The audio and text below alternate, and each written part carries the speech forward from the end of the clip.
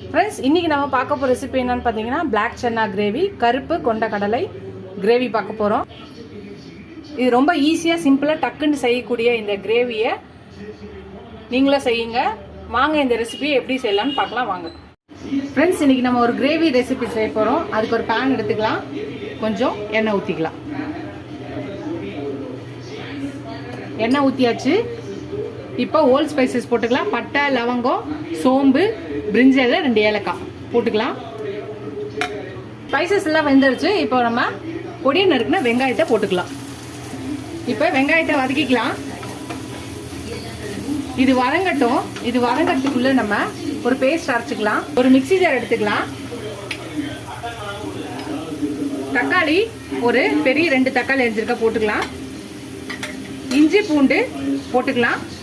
ஒரு 5 பல்லு பூண்டு, ஒரு சின்ன துண்டு இஞ்சி, முந்திரி ஒரு 5-6. இப்போ இதை பேஸ்ட்டாக அரைச்சி எடுத்துகிட்டு வந்துடலாம்.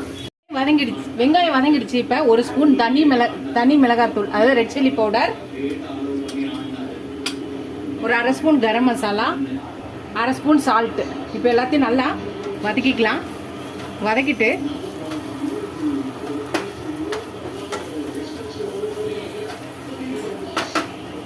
நம்ம அரைச்சி வச்சிருக்க தக்காளி, முந்திரி, இஞ்சி பூண்டு பேஸ்ட் உள்ளதை ஊற்றிக்கலாம்.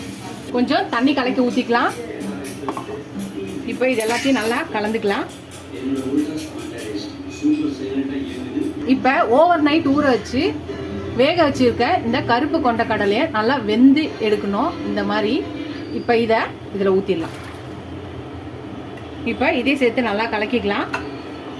கலக்கிட்டு இது நல்லா மூடி போட்டு மூடாம ஓப்பன் பேன்லேயே வச்சு ஒரு 10 நிமிஷம் நல்லா கொதிக்க விடலாம். அப்புறம் திக்கானோன்னு பார்க்கலாம். நம்மளோட சென்னா கிரேவி ரெடி ஆயிடுச்சு. இதை நம்ம பரிமாறிடலாம். கடைசியாக கொத்தமல்லி போட்டு இறக்கிடலாம். இது இப்போ பரிமாறிடலாம். அவ்வளோதான் ஃப்ரெண்ட்ஸ், பரிமாறியாச்சு. இது சப்பாத்தி, இட்லி, பூரி, அதுக்கப்புறம் ஃப்ரைட் ரைஸ், அந்த மாதிரி ரெசிபிக்கு,